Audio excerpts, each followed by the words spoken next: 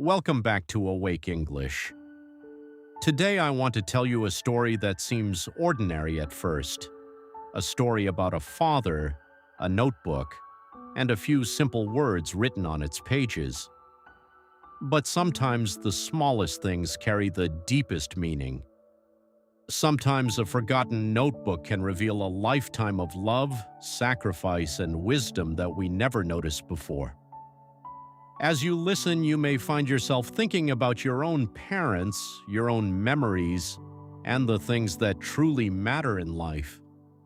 So find a comfortable place, take a slow breath, and join me for this touching story. This is the Father's Notebook. 3 days after his father's funeral, Daniel returned to the old family house. The flowers were beginning to fade. The visitors were gone. The silence had returned. His father, William, had lived there for nearly 40 years. Now the house felt strangely empty. Daniel spent the afternoon sorting through old belongings. Books, tools, old photographs, nothing unexpected. Then, inside a desk drawer, he found a worn black notebook. Nothing special about it, no title, no label, just a notebook. He opened the first page, and his life changed. The first page was dated 30 years earlier, the day Daniel was born. It read, "Today I held my son for the first time. He is tiny. He cried for almost an hour. I have never been more terrified. I hope one day he knows how much I already love him." Daniel smiled, then turned the page. There were hundreds more, page after page, year after year. His father had written something about him nearly every week. Not big achievements, not important milestones, small things, very small things. One page read, "Daniel lost his first tooth today. He ran around the house showing everyone. I pretended not to care. Truthfully, I took 6 pictures." Another said, "Today he fell off his bicycle. He looked at me before deciding whether to cry. When he got back up, I was prouder than he will ever know." Another, "He stayed up late studying tonight. He thinks I don't notice. But I turned off the television just to watch him work." Daniel laughed through tears because he remembered none of these moments, but his father had remembered all of them. Now, my friends, let me tell you something. Children remember birthdays. Parents remember Tuesdays. Children remember achievements. Parents remember effort. Children remember success.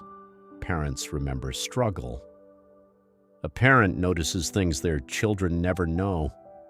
The late nights, the hidden fears, the quiet victories, the moments when nobody else is watching. Love pays attention, and parents are often the most attentive people in the world.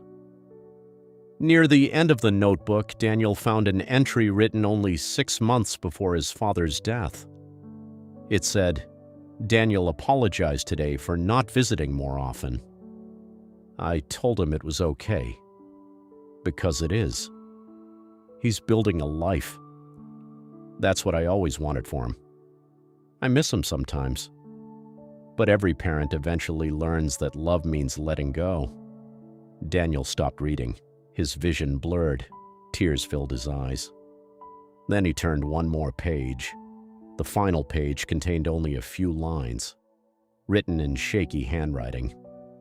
"If you ever find this notebook, please don't feel guilty. You gave me more happiness than you know. Being your father was the greatest privilege of my life. I have always been proud of you. Always. Nothing more. No dramatic farewell, no final speech. Just love, simple, honest, complete." Years later, Daniel would inherit many things. The house, the furniture, some savings, old family photographs. But none of them mattered as much as the notebook, because the notebook contained something priceless, proof proof that he had been loved every ordinary day of his life, not only on birthdays, not only when he succeeded, not only when he deserved it, every day.